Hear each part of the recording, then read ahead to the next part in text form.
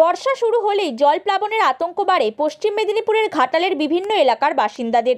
সে কথা মাথায় রেখেই বর্ষার শুরুতেই বন্যার প্রস্তুতি শুরু করে জেলা প্রশাসন। বন্যা কবলিত এলাকার মানুষদেরকে উদ্ধার করে নিরাপদ আশ্রয়ে নিয়ে আসা হয়। তার জন্য তৈরি করা হয়েছিল বন্যা ত্রাণ শিবির বা ফ্লাড সেন্টার। কিন্তু সেই ফ্লাড সেন্টারের বেহাল দশা। ফি বছর বর্ষায় শিলাবতী নদীর জলে প্লাবিত হয় ঘাটাল। জমা জলে গৃহবন্দী হয়ে পড়েন লক্ষাধিক মানুষ।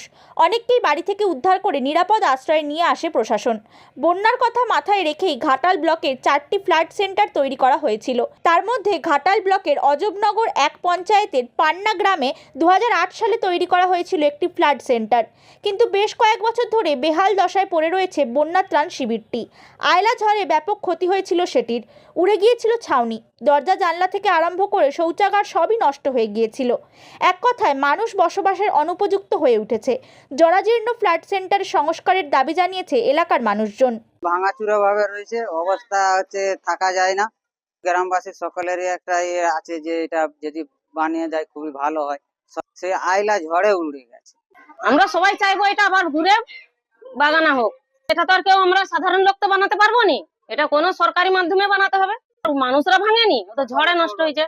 সে আইলা ঝড় থেকে ভেঙে পড়ে আছে। বন্যা হয়েছে, ব্যবহার করা হয়নি।